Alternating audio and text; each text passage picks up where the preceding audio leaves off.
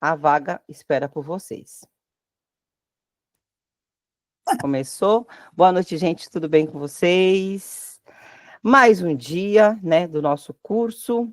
Hoje é dia 11/3 de 2025, 11 de março de 2025, 21h08.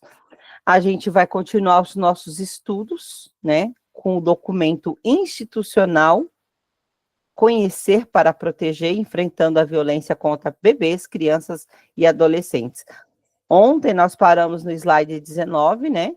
Só para você que vai estudar ouvindo a gravação depois, né? Porque muita gente estuda assim no meu curso, né? O formato do meu curso também são para as pessoas que nem têm tempo de assistir a aula online, inclusive, tá? Mas aí você tem acesso à gravação pelo YouTube, você tem acesso à gravação pelo Google Meet e tem acesso ao Google Sala de Aula para quem participa do nosso grupo. E aí você que está assistindo pelo YouTube, né? Já tem gente já conhecendo o meu trabalho pelo YouTube, me procurando, você pode me procurar e aí eu explico o formato do meu curso para você, tá bom? Gente, é o seguinte, aí nós ontem paramos no slide 19, tá? Que a gente respondeu algumas perguntas, e a gente parou aqui justamente na questão discursiva. Por quê? Porque é sempre assim, a repetição em diferentes contextos. As meninas, sabe, Karina, que acabou de entrar na aula agora, Karina de Jesus já conhece também o meu trabalho, eu repito as coisas em diferentes contextos. Por quê? Porque se eu repetir da mesma forma, o seu cérebro enjoa, o seu cérebro cansa, tá? Então, eu repito o mesmo conteúdo em diferentes contextos. É neurocientificamente comprovado. Para você aprender algo e aprender de fato e aprender para aquilo ficar no seu cérebro impregnado para não sair nunca mais, você tem que repetir.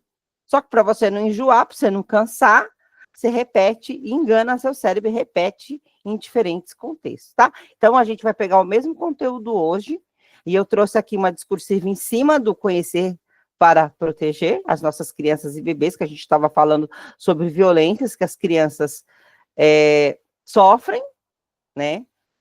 Infelizmente, as violências sofridas pelas crianças vêm de seus próprios familiares, pessoas muito íntimas, pessoas que elas amam demais e que, infelizmente, elas passam por esse tipo de situação e que nós, profissionais da educação, nós, professores, aqueles que trabalham na escola, tem que tomar providência, porque senão senão você comete um outro tipo de violência, que é a violência institucional, por ter sido negligente, por não ter tomado a providência, por não ter acolhido, ouvido a criança de forma parcial, de forma, né, neutra ali, e tomado as providências, e levado o caso para frente, lembrando que a escola não tem papel investigativo, a escola não tem papel de polícia, né, o papel da escola é acolher, é ouvir, e pedir ajuda aí para o NAAPA, para o Ministério Público, para o Conselho Tutelar, né, fazer os documentos por escrito e encaminhar para esses órgãos, para que juntos tomem providências e protejam as nossas crianças. Aí a gente trouxe hoje aqui uma questão discursiva com relação a isso, né? Então, com base no capítulo, né, da introdução, que a gente está estudando, do documento Conhecer para Proteger, eu estou deixando bem assim, esmiuçado mesmo, assim, ó, vamos retomar o que a gente viu ontem, vamos escrever sobre isso hoje, né? Então, vamos discutir o papel da escola na promoção de uma mudança cultural para conhecer crianças e adolescentes como sujeitos de direitos. Então, a gente aprendeu isso ontem, né? E hoje, né, as crianças, elas têm um lugar na história, e não é um lugar passivo, não é, as crianças não são vistas mais como tábula rasa, as crianças não são vistas mais como pessoas dependentes, né? Elas, em cada faixa etária, elas têm autonomia, elas têm independência para fazer certas coisas, e aí elas são atuantes, e elas sendo atuantes, são transformadoras das sociedades na qual elas estão inseridas. Então, elas são sujeitos de direitos. Quem são nossas crianças hoje? como é que a gente deve enxergar nossas crianças hoje, né, conforme o currículo da cidade, considerando quais documentos, né, considerando o currículo da cidade, considerando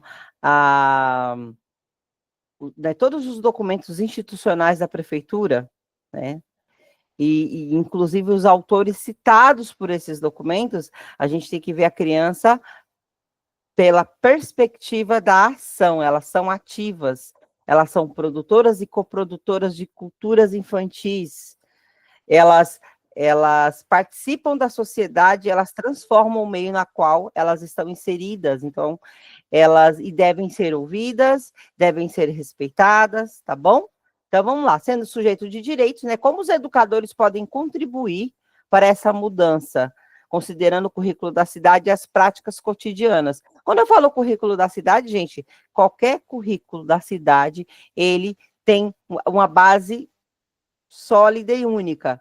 Qual que é a base? É considerar, né, crianças, bebês, jovens, adultos, como sujeitos de direitos, como sujeitos de aprendizagem, que têm direito a uma educação de qualidade, tá? São crianças que, para que elas consigam ter acesso a uma educação de qualidade, é necessário ter uma educação inclusiva, uma educação integral e a equidade. Então, são pilares aí, basilares, é a base do currículo da cidade de São Paulo, tá? Então, vamos ver como é que a gente poderia. Hoje a gente eu não vou, eu já trouxe a resposta para vocês, eu já trouxe. Como é que eu poderia responder essa? De repente, se caísse uma questão dessa lá na prova, como é que eu poderia responder? Tá? No domingo, no aulão de domingo, sim, vai ter a participação de vocês. Muitas meninas aqui sabem como é o formato, quem está entrando agora no nosso curso vai entender como funciona esse formato. É um formato dinâmico, que vocês participam ativamente ali da aula, na construção da aula, né? E aí eu vou pedir para vocês também, tem que lançar a temática para vocês poderem me mandar material, e a gente, além de corrigir o material, corrigir a discursiva, vocês também participam na construção de uma discursiva, né, de uma redação coletiva na aula, tá? Para vocês poderem entender como é que funciona essa parte, porque vocês precisam treinar muito o quê? Questões objetivas, que eu trago muito para cá, invisto aqui muito em questões objetivas, no Google Forms aqui, tá? E também que você domine a discursiva, porque não adianta, senão você morre na praia, né? Você acerta um monte de objetiva lá, acertei 45, 43, 45, aí na discursiva toma pau, por quê? Porque não treinou? Não, tem que treinar, certo? Então, vamos ver, então, né, com base no capítulo Introdução do documento Conhecer para Proteger, discuto o papel da escola na promoção de uma mudança cultural para conhecer crianças e adolescentes como sujeitos de direitos, como os educadores podem contribuir para essa mudança, considerando o currículo da cidade e as práticas cotidianas. Como é que eu poderia responder isso, tá? Aí eu trouxe aqui uma sugestão de resposta, baseado na quantidade de linhas que a VUNESP exige, tá? Geralmente, a VUNESP exige 30 linhas, né? Então, você tem que ter ali um poder, assim, dominar bastante conteúdo para que você consiga preencher aquelas 30 linhas, né? Quem tem, por exemplo, na hora de escrever, eu escrevo muito, eu tenho que tomar cuidado e sintetizar um pouco melhor, e quem tem hábito de sintetizar muito, tem que ter mais, ampliar o vocabulário para poder ter mais conteúdo para poder escrever, tá? Então, vamos ver aqui, ó, uma sugestão de resposta da discursiva. Como é que eu poderia responder, né, ó? A escola desempenha um papel crucial na promoção de uma mudança cultural para reconhecer crianças e adolescentes como sujeitos de direitos, tá? Conforme citado no documento Conhecer para Proteger, o envolvimento da escola é essencial na promoção de uma mudança cultural gradual que considere crianças e adolescentes como sujeitos de direitos que podem reconhecer a violência, procurar ajuda, proteger-se e exercer sua cidadania, tá? Os educadores podem contribuir para essa mudança, por meio dos conceitos trazidos pelo currículo da cidade de forma interdisciplinar, criando um currículo que promova o conhecimento necessário para que os alunos compreendam o mundo e a si mesmos, garantindo dignidade e respeito por todos. Isso inclui a incorporação de tópicos como direitos humanos, resolução de conflitos e inteligência emocional no currículo. Tá? Em suas práticas diárias, os educadores podem promover um ambiente seguro e inclusivo, onde os alunos se sintam valorizados e respeitados. Isso pode ser alcançado ouvindo ativamente os alunos, validando suas experiências e capacitando-os a se manifestarem contra a injustiça. Além disso, né, ó, a gente tem aí esses conectivos, né? O além disso é um conectivo. Além disso, os educadores podem modelar um comportamento respeitoso e promover a empatia entre os alunos, tá? Ao priorizar o bem-estar e os direitos de crianças e adolescentes, os educadores podem ajudar a criar uma sociedade mais justa e equitativa, onde todos os indivíduos sejam tratados com dignidade e respeito. Então, assim, essa aqui é uma sugestão de como você poderia responder essa questão que eu trouxe para vocês. Aí, o que você vai fazer como lição de casa? O que você vai fazer como lição de casa? Vai pegar isso aqui, pegar lá uma folha de 30 linhas, inclusive amanhã eu vou disponibilizar no Google Sala de Aula para você poder imprimir o modelo da VUNESP e copiar. Ah, mas vou copiar, vai copiar. Copia de forma que você deixe esse conteúdo em 30 linhas. Aí, o que você faz? Ah, mas eu quero treinar um pouco mais. Pega isso aqui, coloca com as suas palavras, substitui palavras semelhantes, entendeu? Ah, mas dá muito trabalho. Dá muito trabalho, é isso mesmo, né? Não tem almoço grátis, né, gente? As coisas são, né? A gente está aqui, ó, diariamente treinando e eu sugerindo para vocês, né? Porque o trabalho é árduo mesmo, tá? Vocês precisam pegar hábito. Quem está aqui no meu curso, eu recomendo sempre, finalize seus estudos escrevendo. Não assista só as minhas aulas, só assistir as minhas aulas não vai garantir o sucesso lá no concurso. O que vai garantir a sua persistência, a consistência, a sua sistematização dos seus estudos.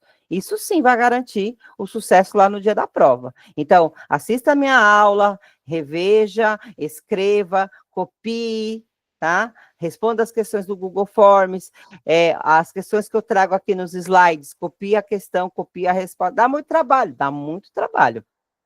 É para fazer calo no dedo. Você está exagerando? Não, não estou exagerando. Não estou exagerando, porque eu sei, eu percorri esse caminho. Eu já tomei bomba quando eu não estudava da forma correta, tá? Eu já tomei bomba 3 vezes seguidas antes de passar em concurso e entender como é que a banda tocava. Quando eu descobri como a banda tocava, pronto. Aí eu sigo o caminho das pedras para chegar lá no arco-íris e pegar meu pote de ouro, tá? E é isso que eu recomendo para vocês, tá bom? O trabalho é árduo? É diário?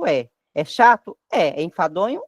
Mas não tem outro caminho. Não tem outro caminho, gente, tá? É esse. Então, sugestão, vocês copia lá, né, a questão, copia essa sugestão de resposta, se tiver um tempinho, passa com as suas palavras. Substitui as palavras. Para quê? Porque você precisa ter vocabulário. Concurseiro, que é concurseiro, precisa ter vocabulário. Precisa saber substituir palavras. Não lembrou do global, lembra do holístico. Não lembrou do holístico, lembra do corpo e mente. Não lembrou do corpo e mente, educação de corpo inteiro. Você tem que ter vocabulário para lá na hora não travar a sua mente. Chegar, você não pode morrer na praia, tá? Pega hábito de estudo. Não tenho tempo, arruma 10 minutos, se vira, tá? Vamos lá. Então, agora vamos falar do capítulo. As meninas que estão comigo desde agosto, tá? Ou em outros carnavais aí, tem meninas que já participaram de outros, sabe que eu sou dura nas palavras. Não tem o que fazer. Não tem o que fazer. É estudar mesmo, de fato, tá? Capítulo, vamos lá, tipos de violência, tá? prevenção, sinais e encaminhamentos específicos.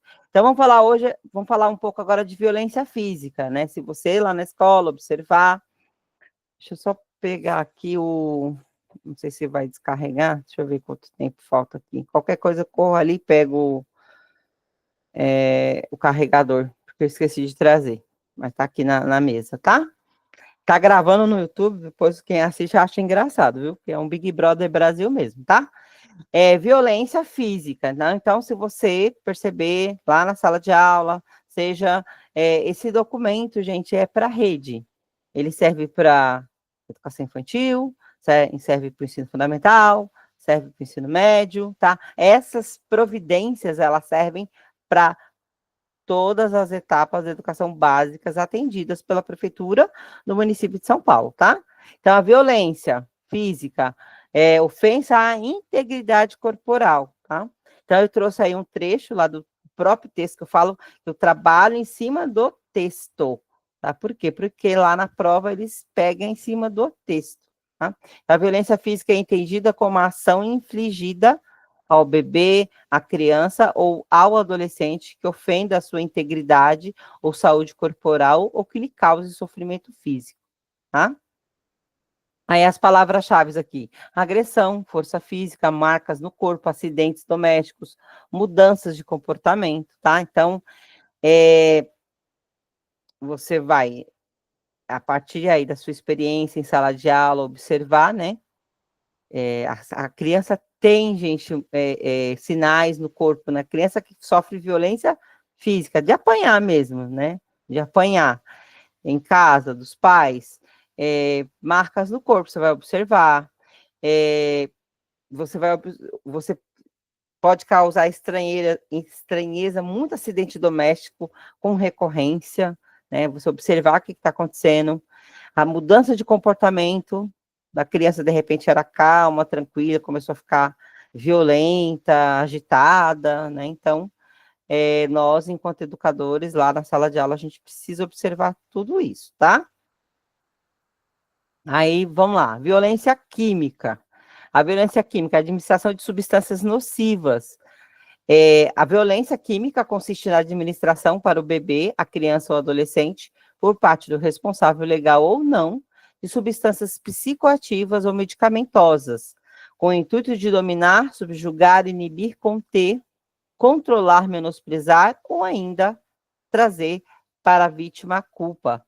Palavras-chave aí desse conteúdo sobre violência química, substâncias psicoativas, medicamentos, mudança de comportamento, sonolência, omissão, sinais físicos. Então, tem pais, né, que administram medicamentos, a criança às vezes é muito agitada, ela toma medicamento, mas aí eles exageram na dose, que eles não querem ter trabalho com a criança, né?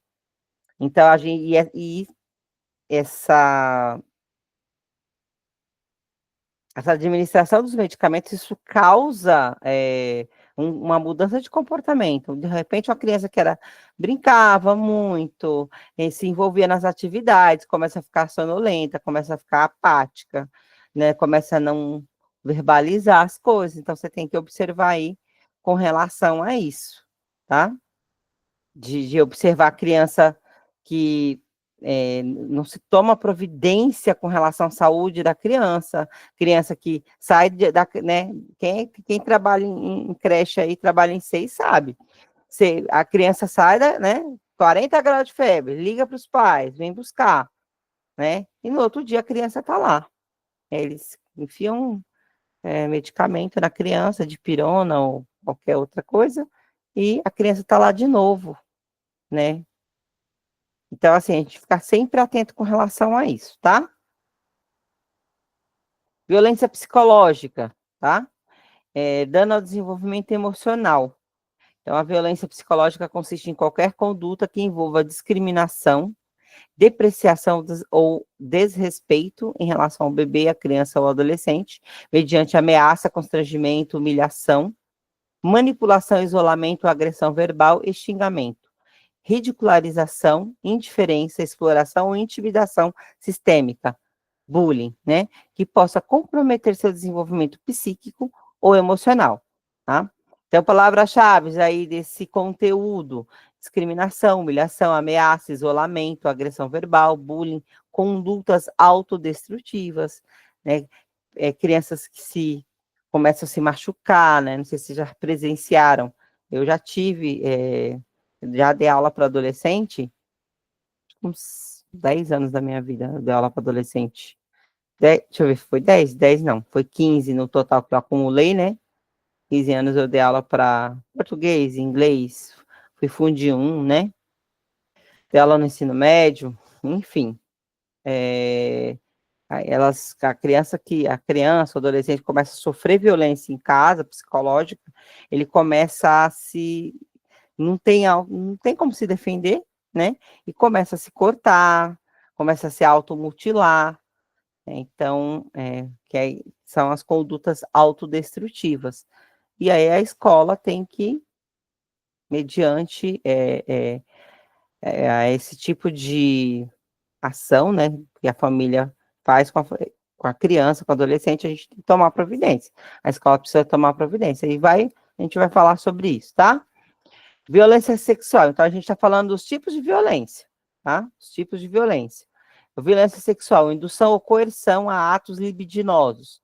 A violência sexual é entendida como qualquer conduta que induza ou constranja o bebê, a criança ou adolescente a praticar ou presenciar conjunção carnal ou qualquer outro ato libidinoso, inclusive exposição do seu corpo em foto ou vídeo por meio eletrônico ou não. Tá?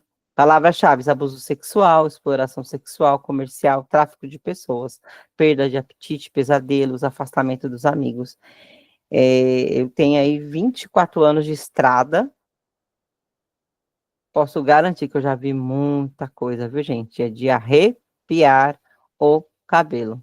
É de arrepiar o cabelo, né? Então, por isso que a prefeitura, né, pede para as bancas cobrarem esse tipo de assunto, né, nas provas, porque a gente está ali, enquanto educador, mas sempre pensando nessa questão da equidade, da educação inclusiva, da educação integral.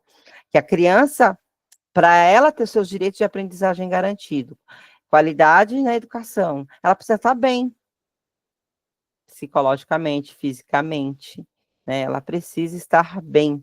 E para ela estar bem, a gente tem que proteger essas crianças, né? Então, é papel da escola conhecer, como diz o documento, para proteger, tá? Violência institucional, aí chega na gente, né? Chega na escola. Violência institucional, ato ilegal ou omissivo no atendimento. A violência institucional se constitui na prática de ato ilegal ou omissivo no atendimento ao bebê, à criança ou ao adolescente. Vítima ou testemunha de violência realizada por profissional que atua nas redes direta, indireta e parceira em instituição de qualquer natureza, pública ou privada, né? Então, se você não toma providência, você está cometendo uma violência, né? Violência institucional, tá? Palavras-chave aqui desse conteúdo: ato ilegal, omissão, revitimização, evasão escolar, segregação, comunicação violenta, abuso de autoridade. Então, se você não toma uma providência, você está contribuindo para que a violência que a criança está sofrendo continue a ocorrer. Se você não toma providência, se você se omite, se você não leva o caso para frente, né? Então, se você não entra aí com sua rede de apoio, que é o NAAPA, o Conselho Tutelar, o Ministério Público, tá? Então, se a escola, se você é professor na sala de aula, não passa isso lá para a direção, e a direção não encaminha a documentação necessária para os órgãos competentes, os órgãos de apoio, a rede de apoio, né, a escola pode contar, a escola está cometendo uma violência institucional, tá? Continuando aqui, minha brava gente brasileira, violência negligencial. O que é isso, violência negligencial?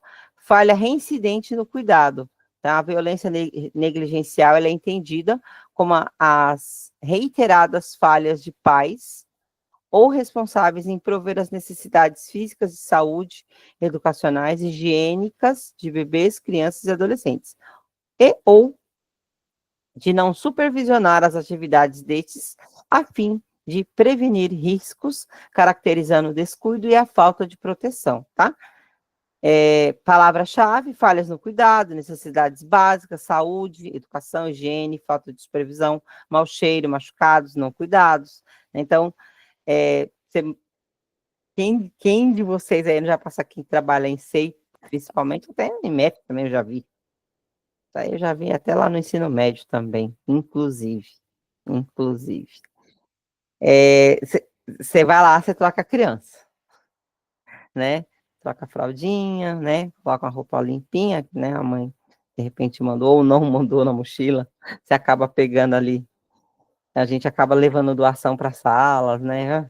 É tanta coisa que a gente faz, né? Para cuidar das nossas crianças. E aí, a criança vai com a roupa. No outro dia, ela volta com a mesma roupa. Aí você manda lá, roupa suja na mochila. No outro dia, tá do mesmo jeito, né? Então, isso é característica de violência negligencial, né? Que o adulto consegue cuidar, mas não cuida porque não quer, tá? Então, a escola tem que ficar atenta. Piolho, né? Falta de higiene, falta de banho, falta de levar nos médicos, né? Criança levar no pediatra. Tudo isso caracteriza violência negligencial, tá? E a escola tem que tomar providência, que se não tomar providência, se o professor não passar isso para a direção, se a direção não passar isso para os órgãos competentes, a escola está cometendo violência institucional e a família violência negligencial, tá?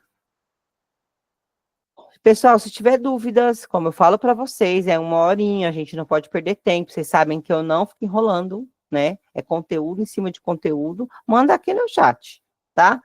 Não deu tempo de mandar no chat? Manda no grupo, que aí na próxima aula eu vou tirando as dúvidas de vocês. É conteúdo mesmo, né? Meu curso é isso mesmo, é muita coisa, porque vocês precisam estar bem preparadas para escolherem as melhores vagas para vocês.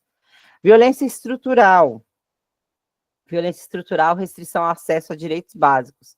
Aí, no caso, na negligencial, é culpa da família. A família tem condições de dar esse acesso, né? E não dá. Na violência negligencial, a família tem condições de atender os cuidados básicos e não toma providência. É diferente da violência estrutural. Quem comete essa violência é o Estado, né? O Estado, que eu posso falar, seja a prefeitura, seja o Estado, né? Seja no âmbito municipal, estadual, federal, né? Então, que violência estrutural é essa?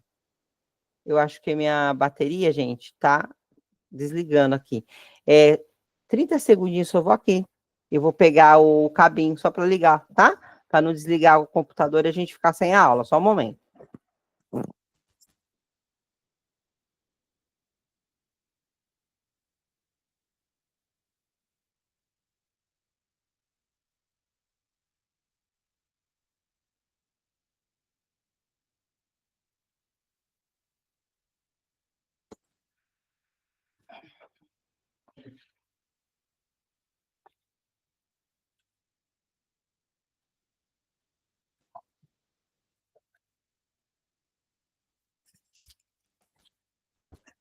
Prontinho. Só vou tomar uma aguinha, porque a garganta, né? Vocês sabem. Tem professor, né? Fala o dia inteiro, vocês sabem. Um minutinho.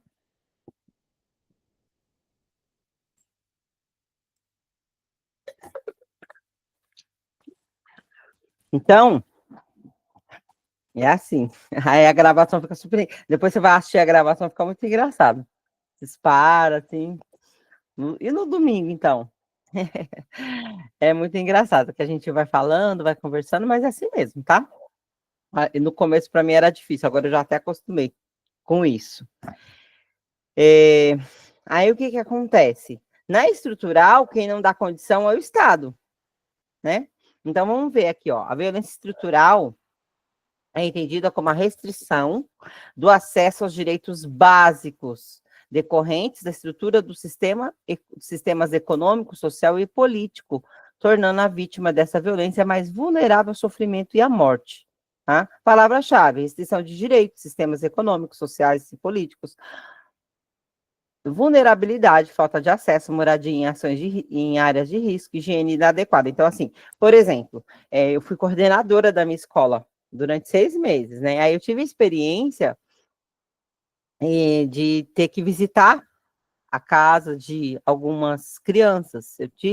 Precisei ir até lá para ver o que estava acontecendo. A criança sempre chegava suja, nunca tomava banho, sempre, né, com mau cheiro. E assim, era minha responsabilidade tomar providência com relação a isso. A professora, ó, né, diversas vezes, ó, Leila, criança fulano de tal, não está tomando banho, não vem com a roupa limpinha, diversas vezes já conversando com a mãe, só que a mãe não toma providência. Eu falei assim, deixa eu ver o que está acontecendo, né? Eu, como coordenadora da escola, durante 6 meses eu fui, e foi uma ótima experiência, foi muito boa experiência que eu passei.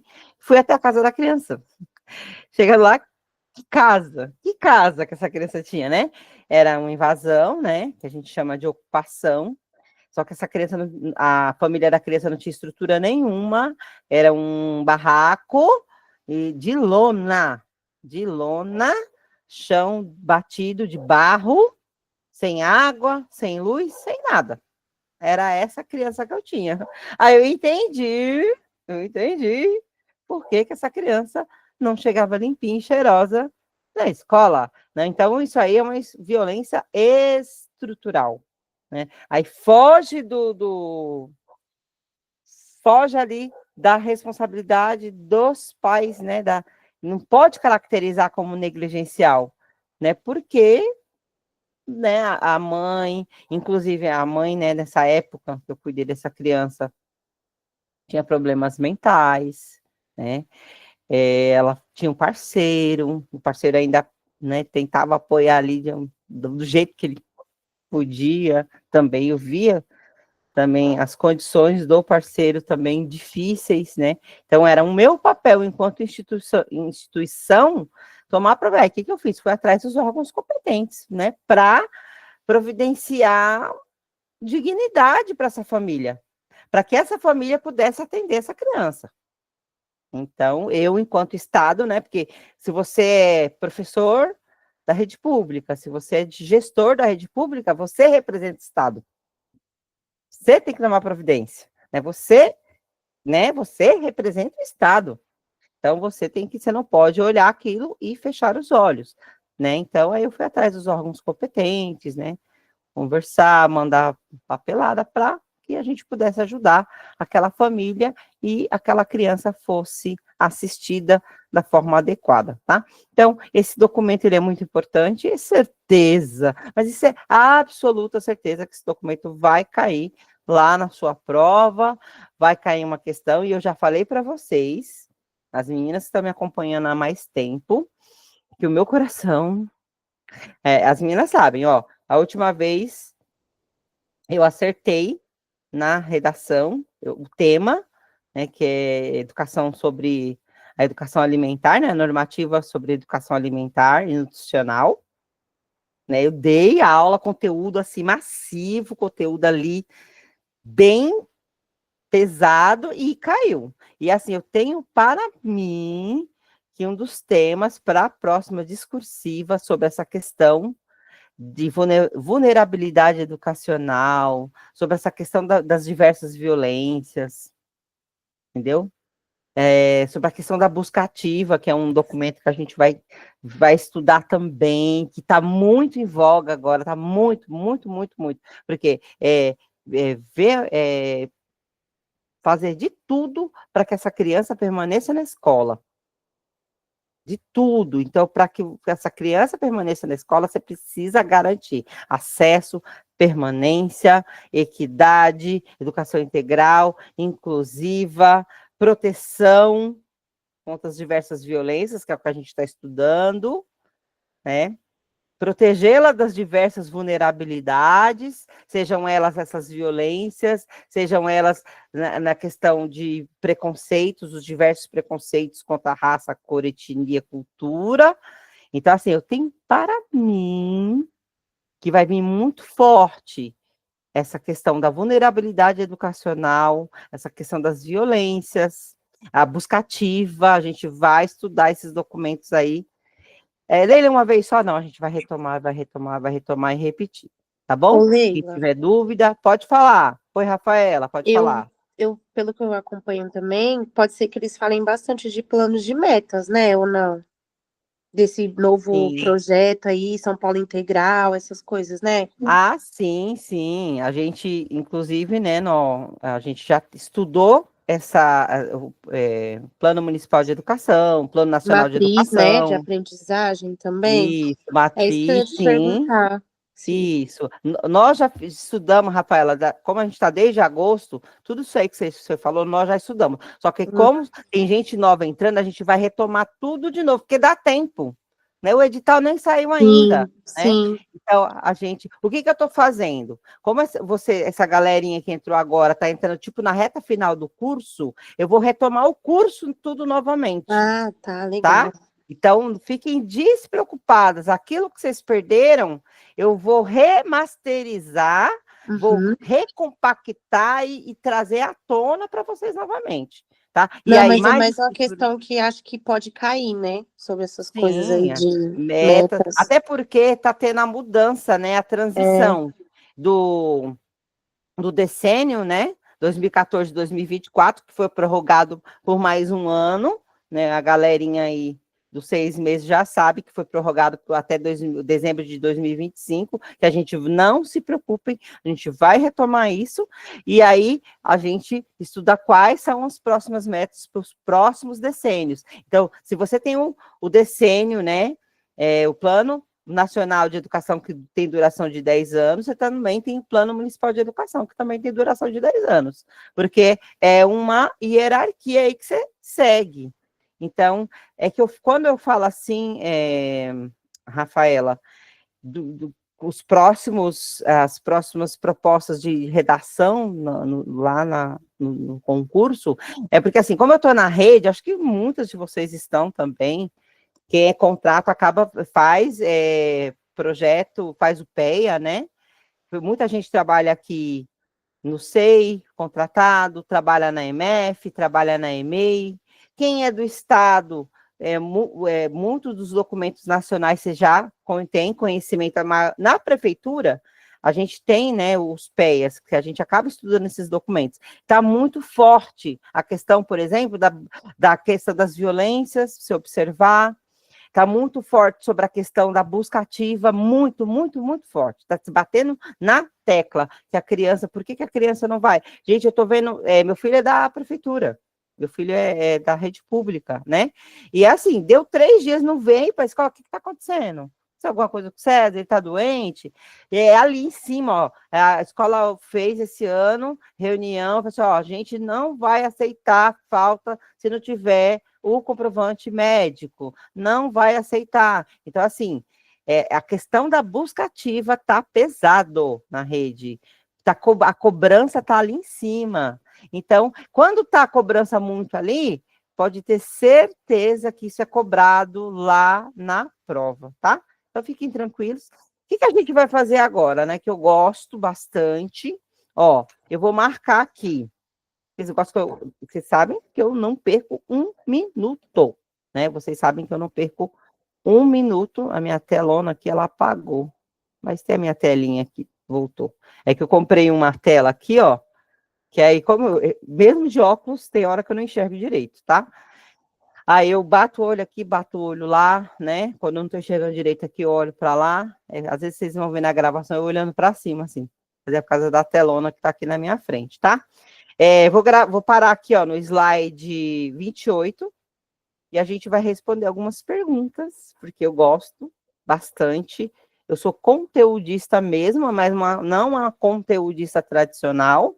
Eu sou conteudista no sentido assim, de estudar com questões, porque a forma o que o concurseiro tem para assimilar conteúdo, tá bom? Então, a gente vai lá para o slide, deixa eu só olhar aqui. Ó, eu tenho as minhas anotações nos meus caderninhos também, tá, gente? Esse vocês que só ficam no computador, não, porque eu anoto bastante coisa também.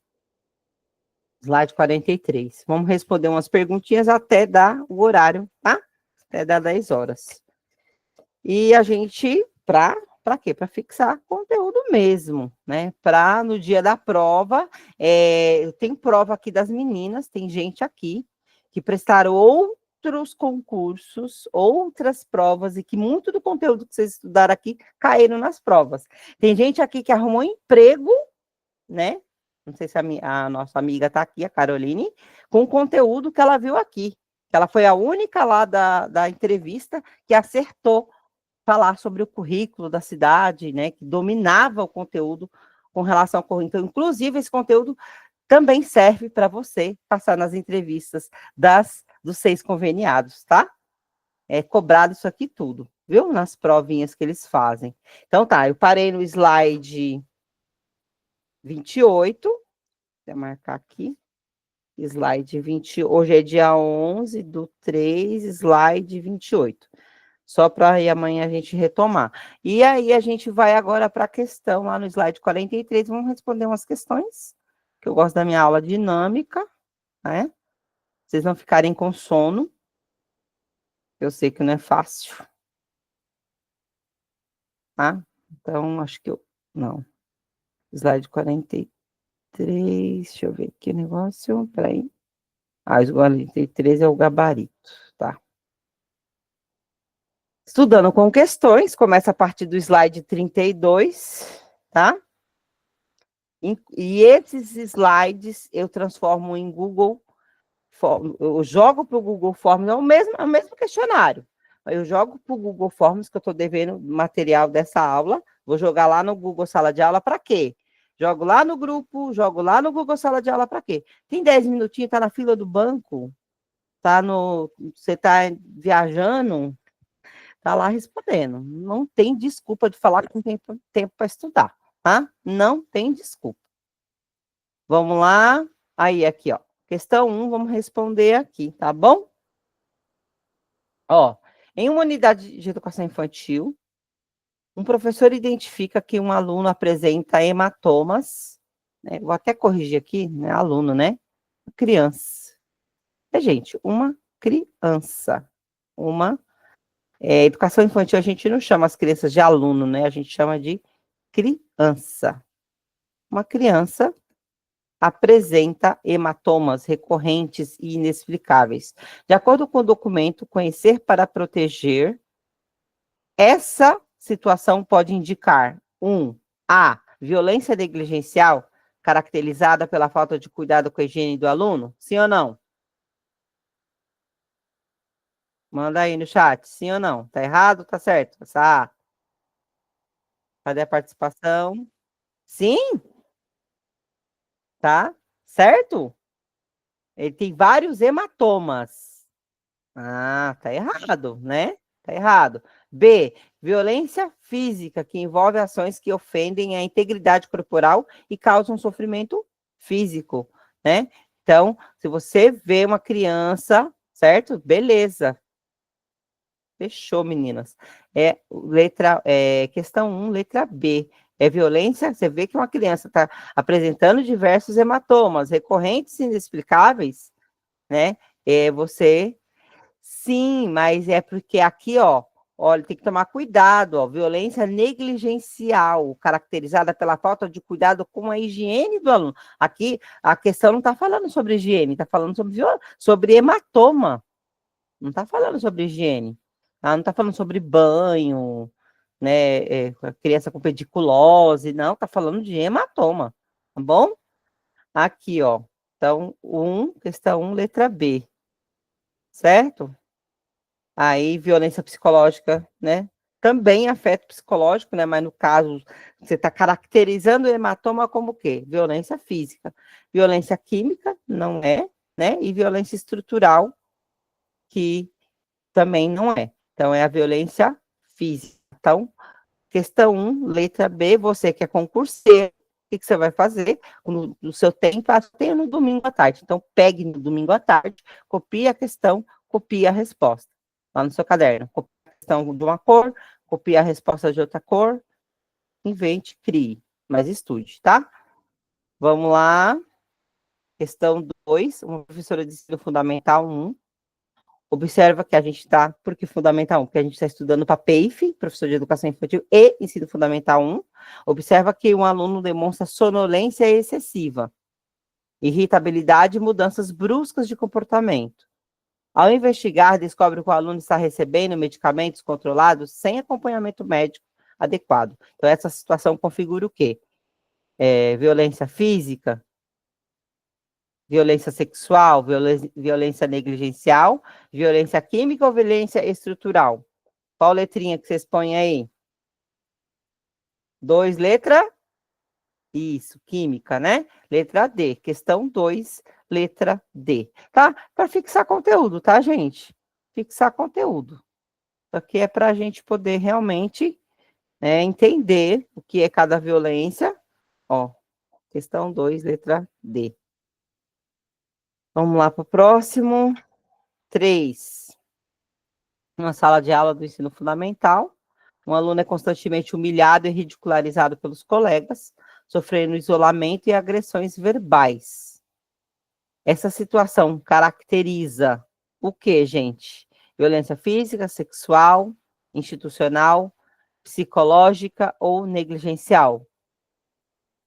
As meninas, maioria aí dizendo 3, letra D, né? Violência psicológica. Física não é, sexual não é, institucional não é, negligencial não é. Então, psicológica, certo? Isso aqui é coisa minha. Eu estou inventando para vocês poderem gravar.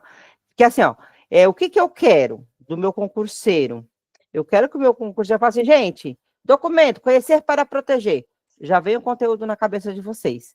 E aí, esse conteúdo tem que vir tanto para você conseguir responder pergunta objetiva, de múltipla escolha, ou para você escrever, ou para você discursar, ou para você ter argumento. Então, assim, gente,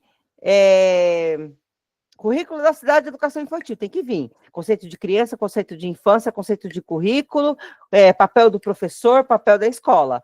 PPP, tem que vir tudo na cabeça. Tá? Então, o meu curso é para isso, é conceitual. O meu concurso, ele é baseado em conceitos, não é baseado em palavras-chave. Palavras-chave, se você não entende o conceito, não adianta bulhufas, não adianta bulhufas, tá? Vamos lá, 3 já foi letra D. Seu trabalho de concurseiro, você sabe qual é. Copiar a pergunta, copiar a resposta, tá? Uma professora do ensino fundamental identifica que um aluno apresenta comportamentos erotizados, conhecimento sexual precoce e irritação na região genital. Diante dessa situação, a professora deve suspeitar de violência física, em razão das lesões na região genital, violência química, violência psicológica, violência sexual ou violência estrutural. D, né? 4D. Aí, é papel da professora, né? Aqui, a gente está fixando o conteúdo. Né? É papel da professora, papel policial, investigativo? Não. O papel dela é de acolher, é de ouvir, né? Enquanto professora, passar para. A gente respeita a hierarquia, a gente sabe da nossa hierarquia, sabe dos nossos deveres, passar para a gestão e a gestão, né? Ela precisa acolher e avisar a gestão imediatamente. É que assim, nesse sentido aqui, Rafaela, né, ela está suspeitando, aí depois que ela suspeita, ela toma as providências. É só no sentido assim, para a gente gravar que tipo de violência é essa? Que tipo de violência é essa? E aí pode vir uma questão, né? Qual é a providência ao notar que a criança está sofrendo violência sexual? Qual que é a providência? É avisar para a gestão, para que avise, e a gestão, por sua vez, avisar para os órgãos competentes, na APA, Ministério Público, Conselho Tutelar, tá bom? Então, 4, letra D. 5, em uma escola, um aluno com deficiência é constantemente segregado, excluído das atividades escolares, recebendo tratamento diferenciado e inadequado. Essa situação configura violência física em razão do contato físico durante a segregação, violência química, violência psicológica, violência institucional, caracterizada pela prática de atos omissivos ou ilegais no atendimento ao aluno, ou violência negligencial pela falta de cuidado com as necessidades especiais do aluno. E aí? Questão 5. Que tipo de violência é essa? Né? Essa violência está acontecendo na escola. Como é que a gente pode aqui caracterizar? Né? Violência institucional, certo? Número 5, letra D. Você viu que a maioria foi D, que eu não fui muito criativa nas letras, eu deveria ter misturado mais, mas teve nas próximas atividades, eu acabei misturando, eu vi que eu tinha sempre repetindo a mesma letra, aí a gente, nas próximas perguntas, ela vai dando uma misturadinha para ficar mais emocionante e diferente, tá? 5, letra D, tá?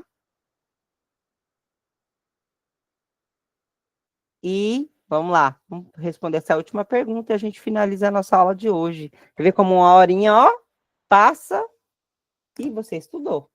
E você está na frente de um monte de gente. Eu não tenho dúvidas que você está na frente de um monte de gente que não vai pegar num caderno nem depois do edital. Vai falar que é sorte, como eu já ouvi. Nossa, como você tem sorte. Deixa eu com a minha sorte aqui, tá? Deixa vocês com a sorte de vocês aí, tá? 6. E última pergunta da noite. Um professor do ensino fundamental observa que um aluno apresenta falta de higiene, roupas inadequadas e ausência de cuidados com a saúde. Ao investigar, descobre que os pais do aluno não estão provendo as necessidades básicas de alimentação, vestuário e acompanhamento médico. Essa situação configura violência física, violência química, violência negligencial, violência estrutural. Violência negligencial. 6D, tá? Só perguntinha mesmo para realmente fixar conteúdo, tá? O que de fato caiu na prova foi o que eu mostrei para vocês ontem, que foi a questão que 34 da VUNESP, prova gabarito 4, né? Que caiu de fato lá na prova, que vocês podem pegar o material e retomar, tá bom? Então é isso, né? Então, 6, violência negligencial caracterizada pela falha reincidente dos pais em prover as necessidades básicas do aluno. Quer dizer, ele tem condições, né? Ele tem condições, e ele não faz porque não quer. Então, aí caracteriza a violência negligencial, tá bom? Meu povo, boa noite para vocês. Um ótimo descanso. Visitem o Google Sala de Aula. Falta o Forms. A única coisa que está faltando dessa aula aqui é o Google Forms. Muito obrigada, boa noite, bons estudos. E a gente se vê amanhã no mesmo horário, tá bom? Obrigada, boa noite.